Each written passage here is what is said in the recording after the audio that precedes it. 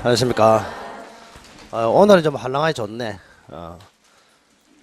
다음에 한번 지켜보시기 바랍니다. 우선 우리 정규 수업은 2달 단위로 끝나고, 우리 무료 특강은 보통 5분 아니면 6분인데, 맨 첫날은 바글바글 하다가, 맨 끝날에는 또 좀 일부 빠져요. 이렇게 항상. 그래서 2월 말에 빠지고, 4월 말에 빠지고, 6월 말에 빠지고, 그 빠지는 이유가 뭘까요? 그죠? 그렇지. 이제 마지막이니까 푹 쉬고, 그 다음 주부터 엄청나게 열심히 할 각오로 그래 빠진단 말이야. 대부분 다. 그래서 오늘도 이제 빠지신 분들은 여기 오신 분보다는 다음 주부터는 엄청나게 열심히 할 겁니다. 아마 대부분. 각오만. 오늘 날씨가 워낙 좋아가지고, 아마도 꽃놀이 가신 분도 있지 않을까 이런 생각이 듭니다. 하여튼 끝까지 잘 참으시고, 오늘이 우리 쟁점 특강은 마지막인데, 유종의 미를 잘 거두시고, 그리고 하나 39페이지 한번 볼까요? 그 표시가 좀 잘못됐네요.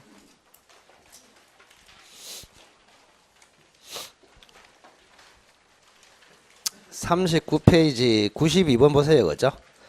92번에 보면은 그 박스에 대금 감액 청구 해가지고, 대금 감액 청구는 일부 타인 권리 매매하고 수량 부족 일부 멸실구 파트에만 있거든요. 나머지 맨 밑에 용익권 등에 의한 제한, 전세권, 저당권 실행의 X 표시 있죠. 그걸 지우시기 바랍니다. 그래서 대금 감액 청구는 전부 타인 권리 매매, 용익권 등에 의한 제한, 전세권, 저당권 실행, 거기는 존재하지 않습니다. 그래서 표시를 하면 안 된다 이런 얘기입니다. 지웠습니까?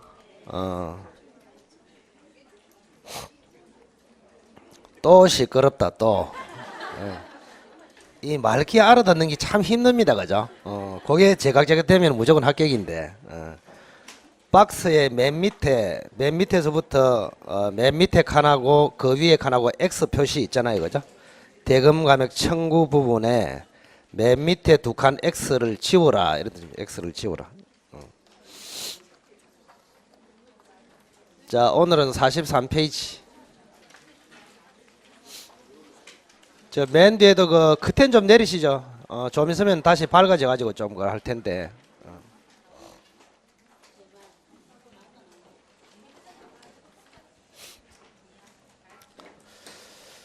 자, 쟁점 100번을 한번 같이 봅시다. 100번. 보증금 문제인데, 보증금 문제와 관련하여, 첫째, 보증금은 임대차의 필수 요소가 아니다. 이걸 조심하시기 바랍니다.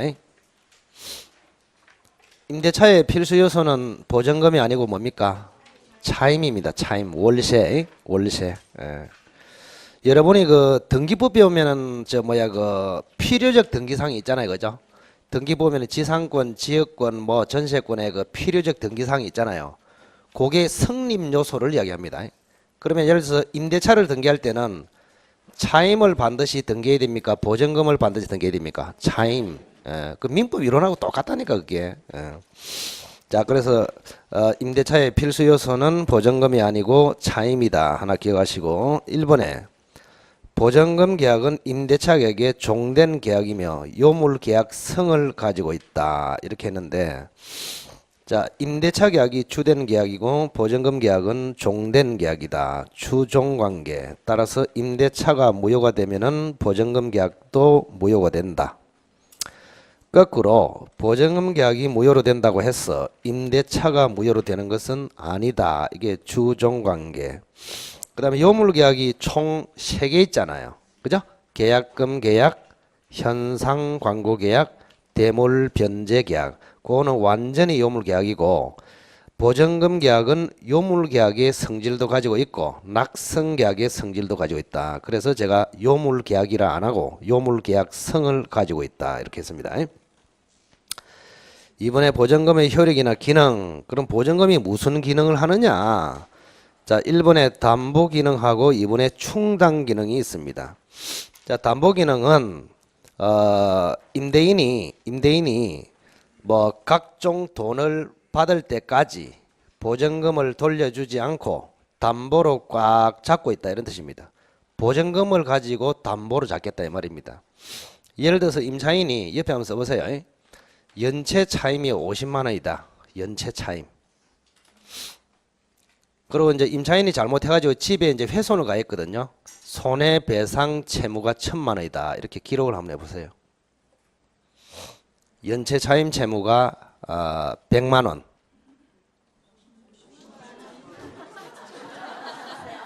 두 번 합시다. 두 번. 두 번. 연체 차임 채무가 100만 원. 두 번 연체해서 손해배상 채무가 1,000만 원 이렇게 돼 있단 말이에요. 그러면 이제 임대인 쪽에서는 보증금 가지고 있잖아요. 그럼 임대차는 끝났어. 그럼 보증금은 돌려줘야 되는데 함부로 돌려줍니까? 가지고 있습니까? 가지고 있죠.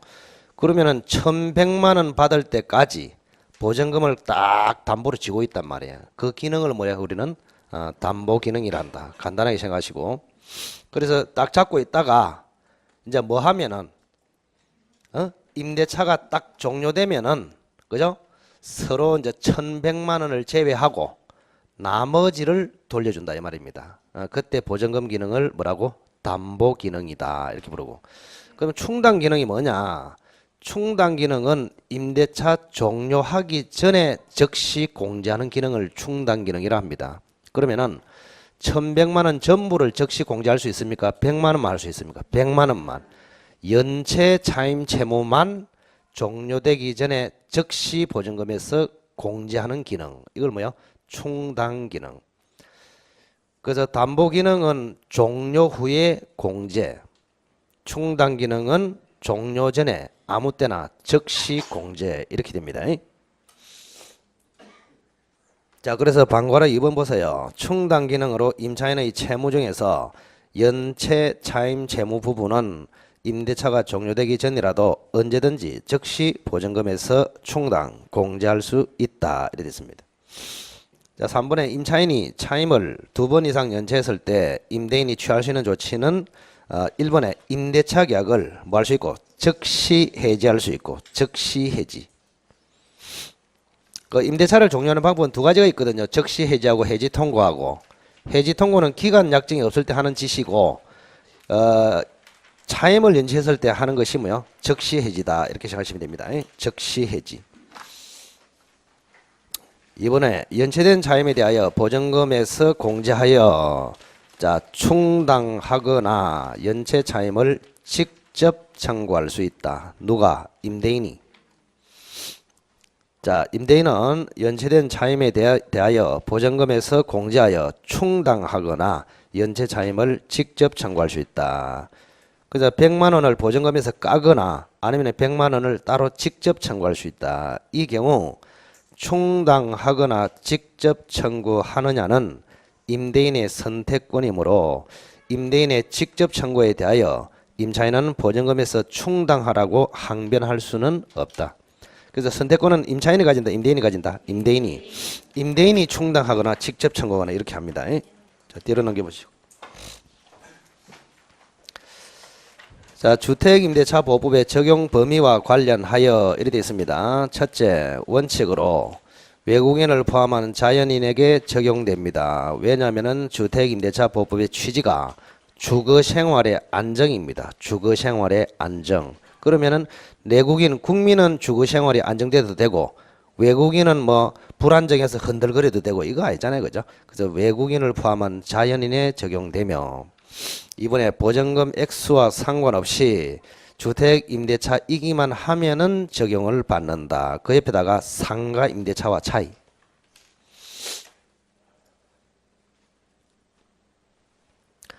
자, 상가 임대차는 보증금 액수와 상관이 있습니다. 지역마다 환산 보증금액이 얼마냐에 따라서 주택 상가 임대차 보호법이 적용되느냐 안 되느냐가 결정됩니다. 그런데 주택 임대차 보호법은 보증금 액수와 상관없이 주택 임대차 전부에 적용을 받습니다. 자, 이번에 예외적으로 법인 중에서 한국토지주택공사 LH공사 한국토지주택공사 토지는 L 주택은 H 아닙니까? 랜드 하우스 LH 그죠? 한국토지주택공사 및 지방공사 그리고 중소기업법에 의한 중소기업인 법인 등에는 예외적으로 적용된다. 자, 상가임대차는 무조건 법인에 적용되는데 주택임대차는 예외적으로 법인 중에서 요 세 가지에만 적용된다. 기억을 하시기 바랍니다. 세 가지에만 적용된다. 기억하시고. 자, 3번에 주택임대차의 전부 또는 일부에 적용된다. 이렇게 되어 있는데 괄호를 잘 보세요. 주거용과 영업용의 겸용인 경우에는 주된 목적에 따라서 적용 여부가 결정된다. 즉 주거용 건물의 일부가 비주거용이다. 그럼 주된 목적이 뭡니까? 주거용. 이때는 적용되지만 비주거용 건물의 일부가 주거용이다. 이때는 주된 목적이 비주거용이다. 따라서 적용되지 않는다. 자, 4번에 미등기 전세. 미등기 전세를 다른 말로 채권적 전세라 합니다. 그래서 전세라고 부르지만 등기되지 않았다. 이걸 미등기 전세, 채권적 전세. 이거는 우리가 배운 전세권이 아닙니다. 전세권이 아니에요. 전세권이 아니고 말은 전세로 되어 있지만 뭐에 들어간다? 임대차. 임대차에 들어가기 때문에 적용을 받는다. 이렇게 됩니다.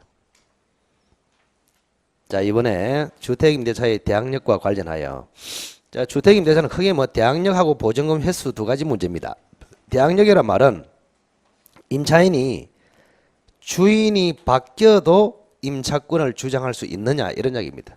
주인이 바뀌어도 임차권을 그대로 새로운 주인에게 주장할 수 있느냐 이런 이야기입니다. 자, 1번 대항력이란 임대차의 목적물의 소유권이 제3자에게 이전되었을 경우에 임차인이 제3자에게도 임차권을 주장할 수 있는 효력, 이걸 뭐요? 대항력이라 합니다.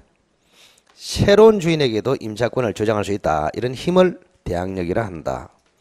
자, 이번에 임차권은 채권에 불과하므로 원칙상 대항력이 없는 것이나 물권이 아닙니다. 전세권은 대항력이 당연히 있지만 임차권은 대항력이 없어요. 없는 것이 원칙이지만 임차권을 등기하거나 주임법상의 대항요건, 괄호안에 대항요건을 구비한 경우에는 대항력을 가진다고 한다. 자, 이때 등기한 때는 등기 즉시 대항력이 생기나 대항요건을 구비한 경우에는 이길 영시에 대항력이 발생한다. 차이가 있습니다. 자, 등기의 대항력 발생 시점은 등기 즉시, 대항요건의 발생 시점은 대항요건을 구비한 다음 날 영시 이렇습니다. 차이를 기억하시고. 자, 3번 읽어보시고. 103번 주택임대차의 보증금 횟수와 관련하여 경매권은 없으나 우선 변제권과 최우선 변제권을 가진다. 다만 주임법에서는 최우선 변제권의 개념을 규정하고 있지는 않다. 그거 조심해야 됩니다. 주택임대차 보호법에는 최우선 변제권이라는 말이 없습니다. 그래서 그 내용을 보고 최우선 변제인지 우선 변제인지를 가려내야 한다. 이런 이야기입니다. 자, 우선 변제권과 최우선 변제권의 비교 이렇게 되어 있습니다. 자, 우선 변제권 보증금 전액, 최우선 변제권은 보증금 중 일정액. 그 다음에 우선 변제권의 요건은 대항요건 플러스 확정 일자. 최우선 변제권은 대항요건만, 그런데 시기적으로 제한이 있습니다. 대항요건을 아무 때나 갖추면 되는 것이 아니고 경매 등기 전에 구비해야 한다. 이거 아주 조심해야 됩니다. 경매 등기 전에 구비. 자, 경매 등기를 다른 말로 뭐라느냐? 경매 신청 등기 또는 경매 개시 결정 등기 이렇게 부릅니다. 경매 신청 등기, 경매 개시 결정 등기. 그걸 포함해서 그냥 경매 등기. 등기라는 말이 제일 중요하다 이 말입니다. 경매 등기 전에 대항요건을 구비해야 최우선 변제권이 인정된다. 그 다음 우선 변제권의 효력은 자, 괄호 안에 후순위 권리자 또는 일반 채권자에 우선한다 이런 뜻입니다. 근데 최우선 변제권은 뭐예요? 선순위 권리자보다도 우선한다. 선순위 권리자, 주로 선순위 권리자는 저당권자를 이야기합니다. 선순위 권리자보다도 우선한다. 자, 밑에 최우선 변제권은 소액 임차인이 보증금 중 일정 범위의 한도까지만 인정되는 권리인 바 소액 임차인의 자격과 보증금 중 일정액은 지역에 따라서 다르다. 그 지역이 딱 등장하면 최우선 변제권이네 이렇게 생각하시면 됩니다.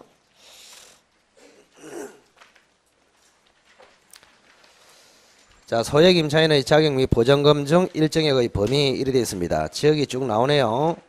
자, 소액 임차인의 자격 서울특별시, 서울특별시만 제가 괄호를 해놨습니다. 그죠? 그래서 만약에 얘가 나오면 거기에 나오기 때문에 9,500 그 다음 보증금 중 일정액은 3,200. 자, 그래서 9,500 이 말은 9,500만원 이하의 보증금이면 뭘한다? 소액 임차인. 이 소액 임차인이 되면은 최우선 변제권을 가진다. 그럼 최우선 변제를 받는 한계점이 얼마? 3,200까지. 3,200을 무조건 받는다 이런 뜻이 아닙니다. 3,200을 한도로 받는다 이런 뜻입니다. 한도로. 그래서 여러분이 이거 읽을 때 그냥 9,500, 3,200 이렇게 읽지 말고 9,500만 원 이하의 소액 임차인이 3,200만 원까지 최우선 변제를 받을 수 있다. 이렇게 읽어라 이런 이야기입니다. 자, 기억하시고. 자, 104번 주택임대사의 존속기간 갱신과 관련하여 1번의 존속기간으로 최단기로는 2년이다. 그죠? 2년 이상이며 최장기는 존재하지 않습니다. 그 최장기는 일반 임대차든 주택임대차든 상가임대차든 존재하지 않습니다. 위헌 결정으로 폐지됐습니다. 그 최장기는 존재하지 않습니다. 과거에는 몇 년이었습니까? 20년. 자, 만약 2년 미만으로 기간을 약정했을 때는 임차인 쪽에서는 약정 기간이나 2년을 선택해서 주장할 수 있으나 임대인은 임차인과 같이 주장할 수 없다. 임차인에게 선택권이 있단 말이에요. 2년 일이 됐을 때. 그래서 예를 들면은 뭐 주택임대차인데 1년을 계약했어요. 1년. 그럼 1년을 계약하는 거하고 2년을 계약하는 거하고 임차인에게 뭐가 유리할까요? 1년이 유리하지. 선택할 수 있으니까. 1년 살아서 보증금 받아 나갈 수도 있고 2년 살아서 보증금 받아 나갈 수도 있고 선택을 할 수 있단 말이에요. 그래서 여러분이 임차인 입장이라면은 2년보다 짧게 정하는 게 더 유리하다 이 말입니다. 아시겠죠? 그래 선택을 할 수 있으니까 주인이 영 마음에 안 든다 그러면 1년만 살고 나가면 되잖아요. 그죠? 네, 그래서 임차인은 1년을 주장할 수도 있고 2년을 주장할 수도 있고. 근데 만약에 이제 계약을 1년을 정한 것이 아니고 3년을 정해서 3년을 정하면 선택권이 없습니다. 그거는 3년에 무조건 구속됩니다. 임차인도 꼼짝 마라. 그 다음에 임대인도 꼼짝 마라. 아시겠죠? 그러니까 최단기간 2년보다 작게 정했을 때 임차인에게 혜택을 준단 말이야. 아시겠죠? 그 관계를 좀 기억하세요. 자, 2번. 갱신에는 약정에 의한 갱신, 다른 말로 약정갱신, 합의갱신, 계약갱신 같은 말입니다. 약정갱신, 합의갱신, 계약갱신. 이거는 뭐 자체는 시험에 안 나옵니다. 어디에나 있기 때문에 법률 규정에 의해서 자동으로 갱신되는 뭐가 있다? 법정갱신, 묵시의갱신. 이게 시험에 나오죠. 법정갱신, 묵시의갱신. 자, 특히 주택임대차의 법정갱신은 굉장히 중요합니다. 가장 독특하기 때문에 그렇습니다. 주택임대차의 법정갱신. 가만히 놔둬도 기간이 연장돼 버린다. 이게 법정갱신입니다. 법에 정해진 갱신. 침묵을 하니까 법에 정해져 있는 대로 갱신이 돼버린다. 이래서 뭐야? 법정갱신 이렇게. 자, 1번의 요건으로 기간 만료 전 6월부터 1월 종료가 임박했다 이런 뜻입니다.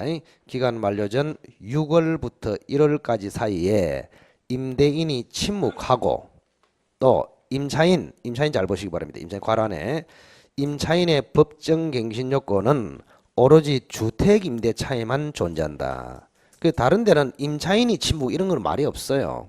그래서 오로지 주택임대차에만 임대인도 침묵, 임차인이 침묵 이 두 개 중에서 누구나 한 사람만 침묵하면 바로 갱신된다 이겁니다. 그거 아주 조심해야 됩니다. 그래서 우리가 그 상가임대차를 보더라도 임차인이 침묵한다 이런 말은 없어요. 전부 다 주인이 침묵했을 때 법정갱신이 되는데 유일하게 세입자가 침묵하는 경우에도 법정갱신 되는 경우가 뭐가 있다? 주택임대차만 있단 말이야. 자, 그래서 1번 다시 보겠습니다. 기간 만료 전 6월부터 1월까지 사이에 임대인이 침묵하고 임차인도 기간 만료 전 1월까지 침묵한 경우에 자동으로 갱신된다. 자, 우리 도 그 다음에 도 써놨죠. 임차인도 해놨죠. 그 임차인 앞에다가 침묵하고 이래 됐죠. 침묵하거나로 바꾸시기 바랍니다. 국어상 하거나로. 그래서 한 번 더 읽어볼게요. 만료 전 6월부터 1월까지 사이에 임대인이 침묵하거나 임차인이 기간 만료 전 1월까지 침묵한 경우에 자동으로 갱신된다. 이렇게 선택적으로. 그래서 임차인이 침묵하거나 임차인이 침묵을 하면은 법정 갱신이 된단 말이에요. 그럼 거꾸로 이야기하면 이게 무슨 말입니까? 거꾸로.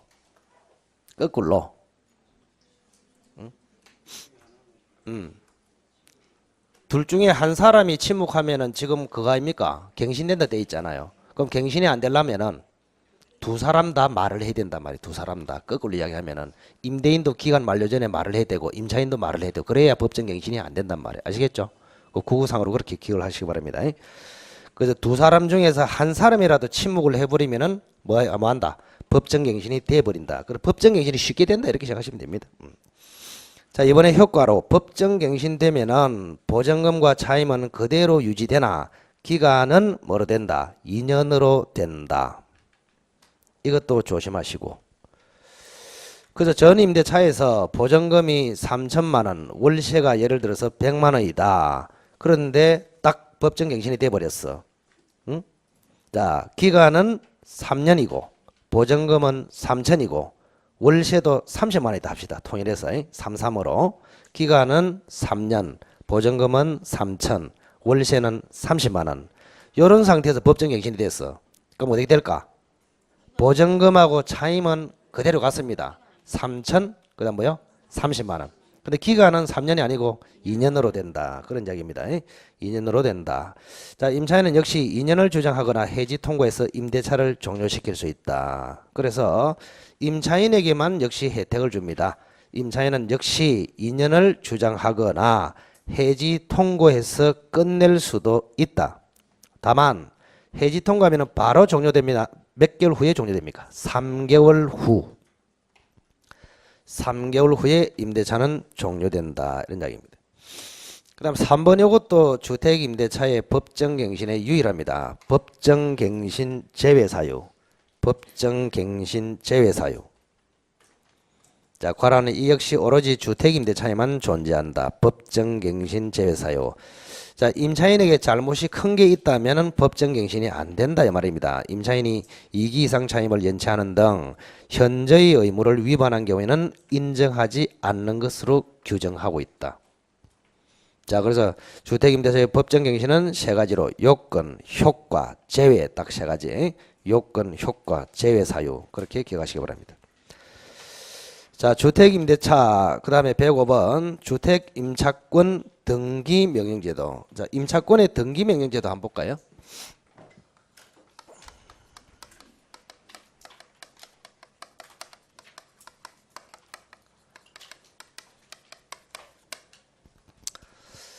자, 우리가 보통 이게 왜 필요하냐 이런 생각을 한번 해보십시오. 왜 필요한지. 갑이 만약에 주택을 가지고 있습니다. 이 주택을 이제 임대차를 했습니다. 임차인입니다. 왜 필요한지를 좀 아셔야 된다 이 말입니다. 아셔야 된다. 뭐 보증금은 예를 들어서 뭐 3천이다. 3천만 원. 이렇게 봅시다. 자, 지금 갑자기 이 사람이 이사를 지금 가야 된다 이 말입니다. 이사를 3년이 종료됐어. 3년이. 그러면 3년이 종료돼 가지고 보증금을 아직 못 받았단 말이야. 그럼 보증금을 받기 전에 급하게 이사를 가야 돼. 근데 이사를 덜렁 가버리면 어떻게 될까요? 응?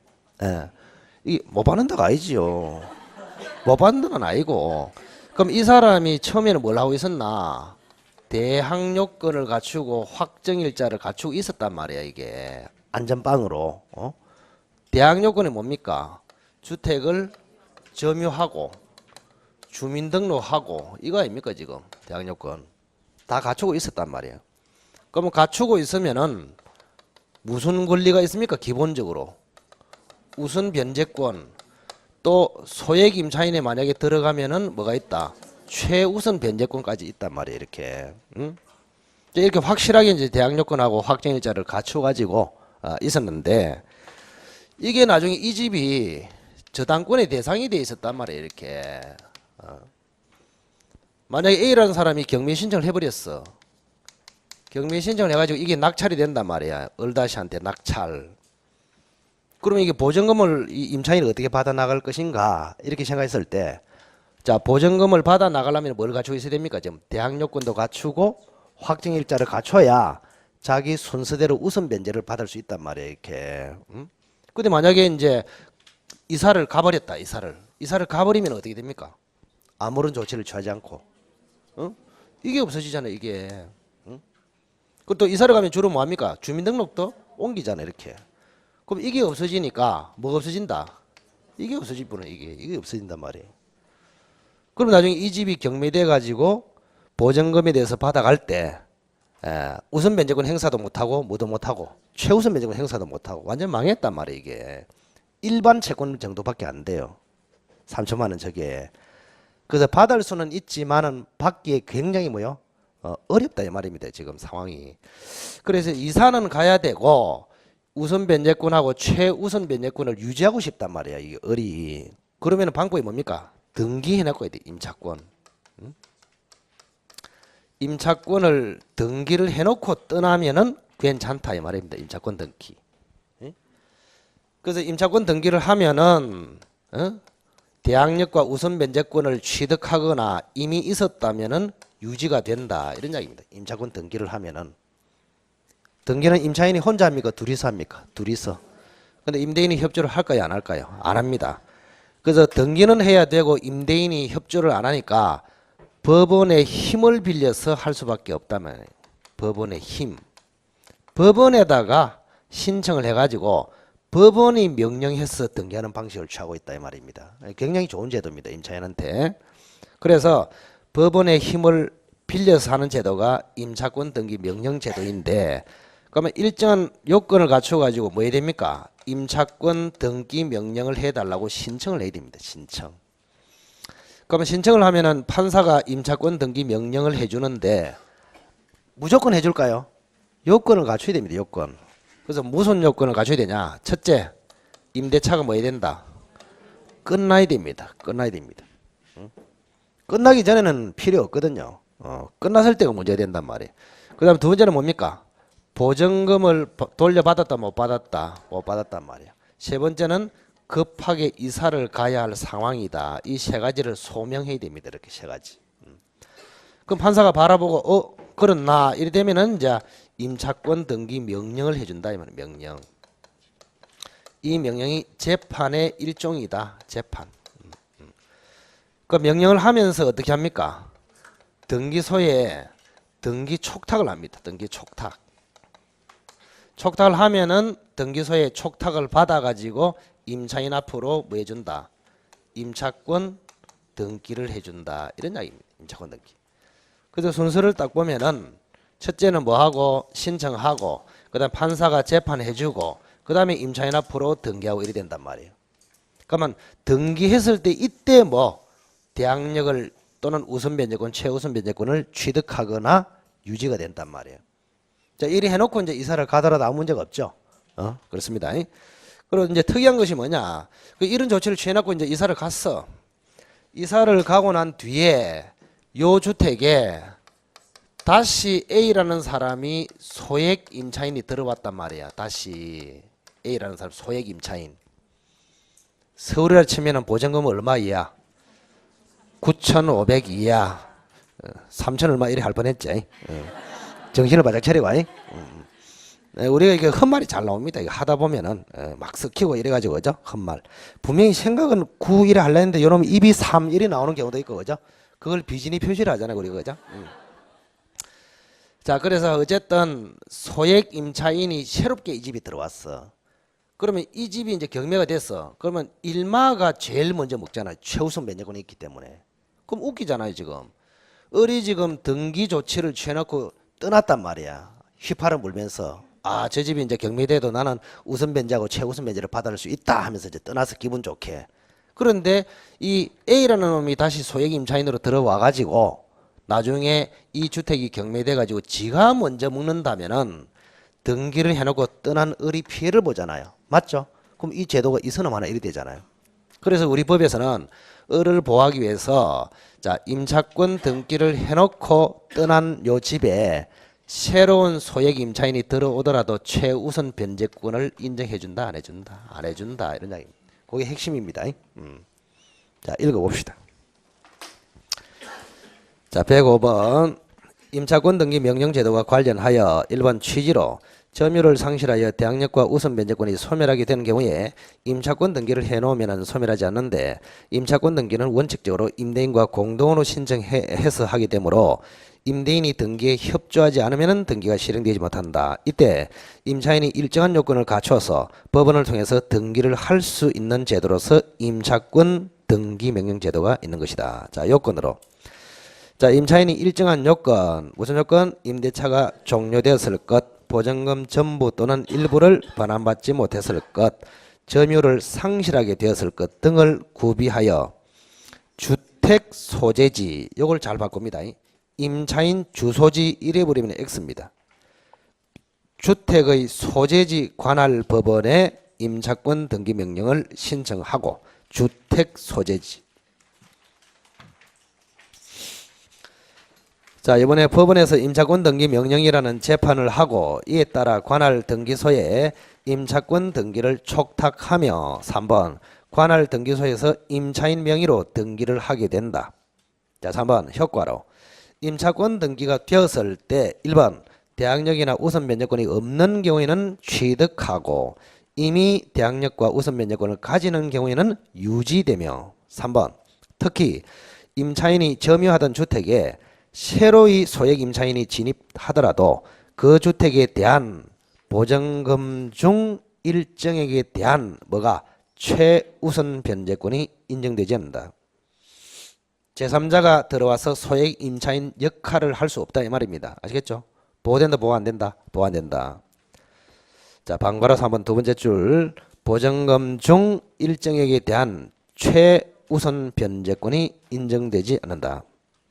이는 임차권 등기 명령 제도의 실효성을 보장하기 위한 것이다 이 말입니다. 자, 기억하시고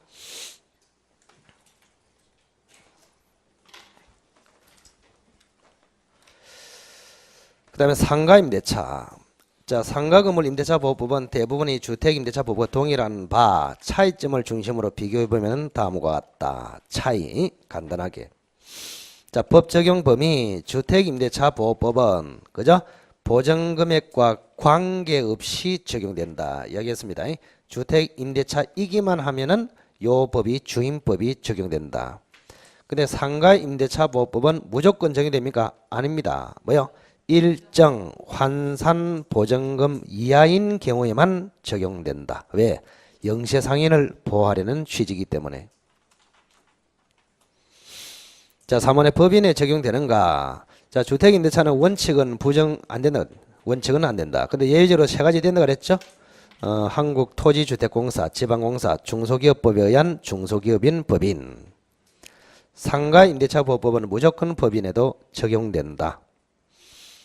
그 다음에 이제 임차인이 살다가 사망을 해버렸어. 그럼 그 임차권을 승계를 할 수 있느냐 이 말입니다. 승계를 할 수 있느냐. 자, 임차권 승계 제도는 자, 혼인신고한 걸 전제로 한다. 혼인신고하지 않은 걸 전제로 한다. 혼인신고하지 않은 걸. 그걸 뭐랍니까? 사실상의 배우자. 사실상 배우자가 임차권을 상속할 수 없기 때문에 승계를 할 수 있도록 하고 있다. 이게 승계제도입니다. 만약에 법률상 배우자 같으면 당연히 상속하죠. 그러면 그거는 민법에 의해서 처리되기 때문에 주택임대차보호법이 필요가 없습니다. 그런데 사실상의 배우자는 민법상에 뭐가 없다? 상속권이 없다. 그래서 주택임대차에서 특별하게 사실상의 배우자를 보호하기 위해서 죽었단 말이에요. 임차인이 죽었을 때 임차인이 가지고 있는 임차권을 누구도 사실상의 배우자도 승계할 수 있다. 이게 임차권 승계 제도입니다. 그래서 이거는 어디에만 있다? 주택 임대 차이만 있고 상가 임대 차이는 없습니다. 그 다음에 갱신 청구 제도가 있어요. 갱신 요구 제도. 자, 상가 임대 차이만 있습니다. 몇 년까지 연장이 된다? 5년까지. 주택 임대 차이는 갱신 청구 제도가 없습니다. 그래서 법정 갱신 제도는 주택 임대차, 상가 임대차 다 있지만 갱신 청구 제도는 어디에만 있다? 상가 임대차에만 있다. 5번에 등록상 열람 및 제공 제도, 이것도 뭐야? 주택 임대차에는 없고 상가 임대차에만 있습니다. 자, 밑에 당구장 표시. 자, 상인법에서 환산보증금. 우리가 주임법에는 보증금 액수를 가지고 전부 판단하거든요. 보증금이 얼마냐 이걸 가지고. 소액 임차인도 아까 서울에는 보증금이 얼마나 했습니까? 9,500. 근데 상가 임대차에 딱 오면은 서울에는 얼마 할 때 그거는 9,500 이게 아니고 예를 들어서 얼마인데 6,500인데 6,500이란 말이 월세도 산입되는 개념이란 말이에요. 아시겠죠?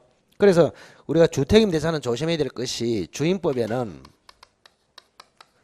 주택임대차 보호법에는 오로지 뭐가 기준이다? 보증금 이것만 기준이단 말이에요. 이렇게 월세는 전혀 고려하지 않습니다. 소액 임차인이냐 아니냐 이런 거를 판단할 때 보증금만 가지고 판단하는 것이지 월세는 고려하지 않는다. 그런데 상인법에는 보증금도 고려하고 뭐도 고려하고 월세도 고려하고 이렇습니다. 월세를 포함시켜서 한단 말이에요. 그래서 이걸 포함시킨 것을 통합해서 환산보증금이다 이렇게 부릅니다. 환산보증금.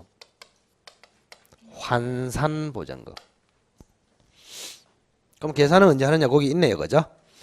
자, 당구장 표시 보시기 바랍니다.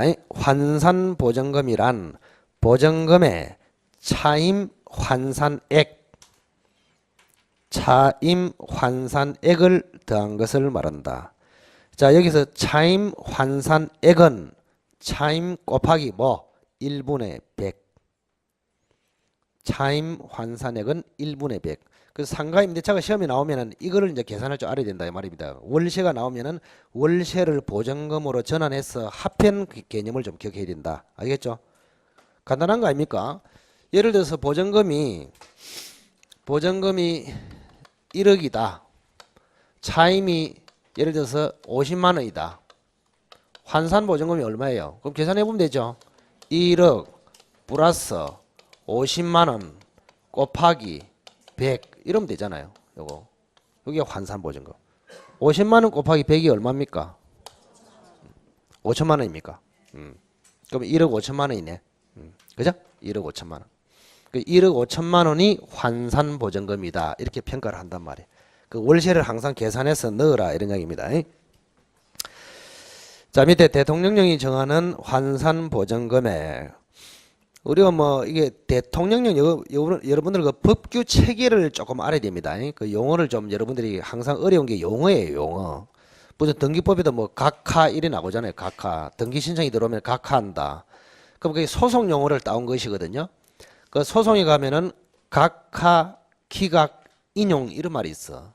그 저희 같은 경우는 법을 전공했기 때문에 그런 게 쉽잖아요. 근데 일반인들은 내가 등기법을 공부해도 소송 용어가 갑자기 티 나온단 말이야. 그러면 그 자체가 무슨 뜻인지를 알아야 빨리 들어옵니다. 머리에. 자, 잘 들어보세요. 각하란 말은 요건이 갖추지 못해가지고 즉 자격이 없어가지고 거절하는 것을 뭐요? 각하라 합니다. 각하. 대통령 각하가 아니고 자격이 없어가지고 요건 불비로 나는 받아줄 수가 없다. 이걸 뭐요? 각하. 그 다음 기각은 자격과 요건은 갖췄는데 내용이 안 맞아. 너희 주장이 안 맞아. 그래서 배척한다. 이걸 뭐요? 기각. 인용은 너희 주장이 타당하다. 받아줄게. 이게 인용입니다. 알겠죠? 그래서 우리가 판결의 종류를 보면은 각하 판결, 기각 판결, 인용 판결 세 가지 종류가 있습니다. 세 가지 종류. 응? 그래서 이제 그런 걸 전문용어로 하는데 그런 걸 좀 잘 알면은 무슨 말인지 잘 안단 말이야. 어제도 등기부 할 때 제가 이제 잠시 그거 하는 거 들어보니까 그거 있더라고. 뭐라는가? 말소 등기 청구권에 대한 가등기를 할 수 있는가? 그런 문제가 있대 보니까 그 5문제가 있는데 말소 청구권에 대한 가등기 됩니까? 어제 이야기 하대 보니까 그죠? 말소 등기 청구권 그러니까 이게 여러분이 민법을 잘 알면은 그 이해를 해야 되는데 자꾸 외우려면 안 돼 그런 거. 말소 청구권은 누가 합니까? 소유자가 한다 그랬잖아요. 그럼 소유자는 가등기를 왜 합니까? 소유자가 가등기 미쳤습니까? 가등기를 하게. 가등기를 하는 것은 소유자가 하는 게 아니고 내가 채권자일 때 채권이 불안하잖아. 왜? 채권을 내가 먼저 가지고 있는데 뒤에 물권자가 들어오면 내가 후순위가 돼버리잖아. 그러니까 순위 보전을 위해서 가등기를 해놓는단 말이야. 채권일 때 내가 소유권을 가지고 있는데 미쳤습니까? 가등기를 하게. 그 생각을 좀 하면서 봐라 말 생각을. 그걸 이거 뭐 말소 등기 청구니까 가등기가 안 되고 뭐 이래서 하지 말고. 응? 그래서 이 법이라는 것은 급하게 한다고 되는 게 아니고 이 좀 생각을 통밥을 굴려봐야 돼. 좀 이렇게 왜 그런지 왜에 대해서 조금이라도 생각을 해봐야 된단 말이야. 그래서 가등기라는 것은 채권적 청구권을 보존할 때 가등기를 하는 것입니다. 그게 왜 채권이기 때문에 약하잖아요. 그 뒤에 물권자가 들어와 버리면 내가 순위가 거꾸로 돼 버리잖아. 그래서 순위 보존을 하기 위해서 미리 가등기를 해놓는단 말이야. 근데 내가 소유권에 대한 물권적 청구권을 가지고 있는데 만나고 가등기를 하냔 말이야. 그건 가만히 있어도 되는데, 에? 가만히 있어도 내보다 앞선 놈이 없는데, 에? 그래서 그런 식으로 약간의 논리가 좀 필요하다 이런 이야기입니다. 자, 47페이지 맨 밑에 대통령령이 정하는 환산 보전 금액 이렇게 되어 있습니다. 자, 서울에는 얼마입니까? 4억. 그죠? 우리 상가 임대차는 본법의 적용 범위 이 숫자가 제일 중요합니다. 요 숫자. 숫자를 굳이 1순위로 외운다면은 본법의 적용 범위 그게 제일 중요해요. 자, 적용 범위는 서울이면은 4억이고 4억 원 이하이고 소액 보전금 규모는 얼마입니까? 6,500만 원. 보전금 중 일정액은 2,200만 원 이렇습니다. 서울권은 우선 기억하시고 대신에 본법의 적용 범위 그거는 좀 다 좀 기억하시고 지금 기억하라는 소리 아닙니다. 시험장에 들어가기 전까지 기억을 하시면 됩니다. 자, 뒤로 넘겨보시고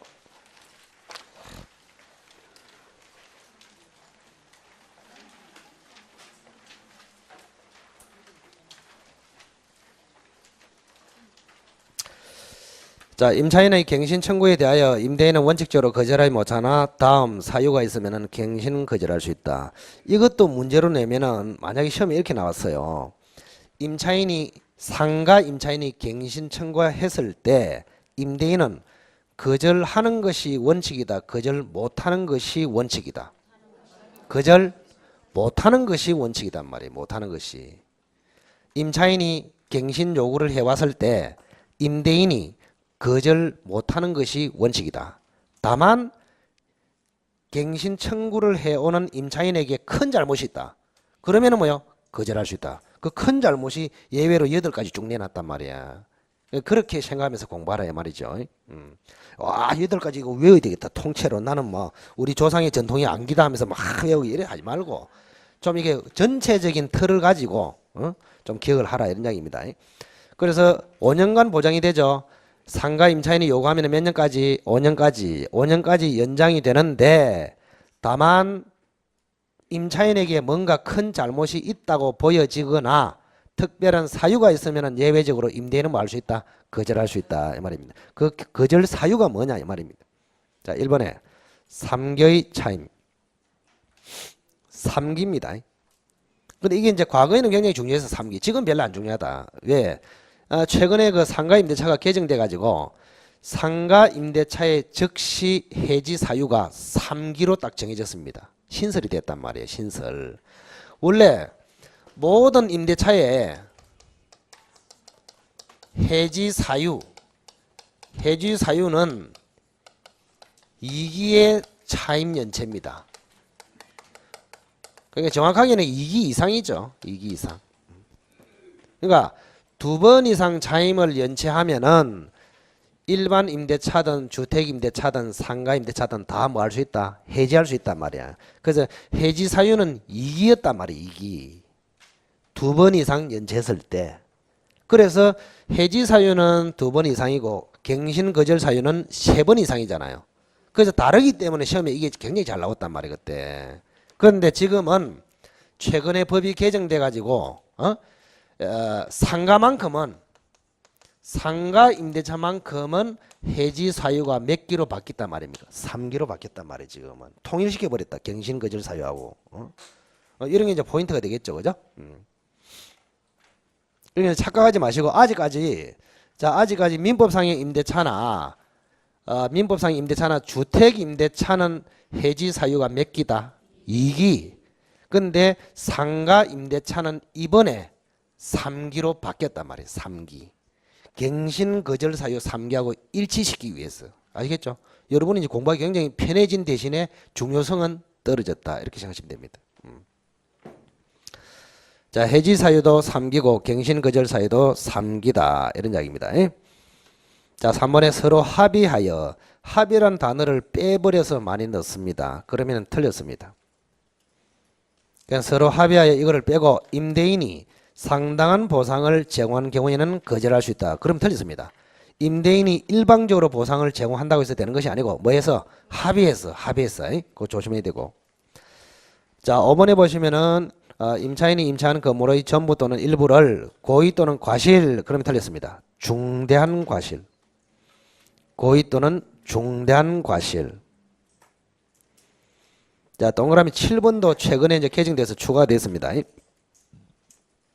과거에는요, 다음 강목의 어느 하나에 해당하는 사유로 이게 없었단 말이에요. 과거에는 그냥 임대인이 목적 건물의 전부 또는 대부분을 철거하거나 재건축하기 위해서 목적 건물의 점유 회복이 필요한 경우 거절할 수 있다. 이랬습니다. 과거에는. 근데 얼마 전에 개정돼 가지고 다시 구체적인 사유에 해당되면서 점유 회복이 필요해야 거절할 수 있다. 구체화시켰단 말이에요, 지금은. 그래서 가나다가 있잖아요, 그죠? 자, 가를 한번 보시기 바랍니다. 임대차 계약 체결 당시에 공사 시기, 소요기간 등을 포함한 철거 또는 재건축 계획을 임차인에게 구체적으로 고지하고 그 계획에 따르는 경우. 그냥 간단하게 철거 재건축 계획 고지 이래 하면 됩니다. 간단하게. 긴 거는 짧게 조금 기억하는 그런 사고를 뭐라 했습니까, 제가? 철거 또는 재건축 계획 고지. 앞으로 철거할 예정이다. 앞으로 재건축할 계획이다. 이걸 알려주란 말이에요. 알려주라. 자, 알려주면서 점유 회복이 필요해야 갱신 거절할 수 있다 이 말입니다. 자, 이런 거는 왜 필요합니까? 예를 들어서 재건축을 하려 그래. 재개발을 하려 그래. 근데 거기 상가가 있단 말이야. 상가. 그럼 철거해야 될 거 아닙니까? 재건축 재개발 하려면 철거해야 되겠죠. 그죠? 전면 철거를 한다 치면은 거기 상가 임차인이 들어있어. 그럼 쫓아내야 될 거 아닙니까? 그러면은 상가 임차인을 쫓아내기 위해서는 무슨 사유가 해당돼야 됩니까? 갱신을 해줘야 됩니까? 갱신 거절해야 됩니까? 거절해야 될 거 아닙니까? 그래서 갱신 거절을 해서 상가 임차인을 쫓아내기 위해서는 최소한 이런 거는 미리 고지해 주라 이 말입니다. 누구한테? 임차인한테. 앞으로 철거할 계획이다. 재건축할 계획이다. 이걸 상가 임차인에게 알려주고 그때 갱신 거절을 해라 이런 뜻입니다. 아시겠죠? 그 타당성이 좀 있잖아요. 이게 보시면은. 그다음 무조건 재건축이나 재개발을 하기 위해서 상가 임차인을 쫓아낼 게 아니고, 즉 갱신 거절할 게 아니고 이러한 계획들을 미리 상가 임차인에게 알려주란 말이야. 알려주면은 나중에 갱신 거절해서 쫓아내고 재개발할 수 있다. 이런 이야기입니다, 지금. 자, 가번, 나번. 건물이 노후 훼손 또는 일부 멸시되는 등 안전사고 우려. 간단하게 안전사고 우려. 안전사고 우려가 있다면 상가 임차인이 나가라 이래 할 수 있단 말이야. 갱신 거절할 수 있다 이 말입니다. 답은 다른 법령에 따라서 철거 또는 재건축이 이루어지는 경우 맞습니다. 그래서 가나 다 중 하나에 해당되면서 점유 회복이 필요한 경우, 그런 경우는 뭐 할 수 있다? 갱신 거절해서 쫓아낼 수 있다 이 말입니다. 자, 기억하시고, 자 8번도 참고로 기억하시기 바랍니다. 자, 토요일인데 너무 많이 하면 되겠습니까? 좀 차 한잔 마시고 좀 쉬었다가 연속하도록 하겠습니다.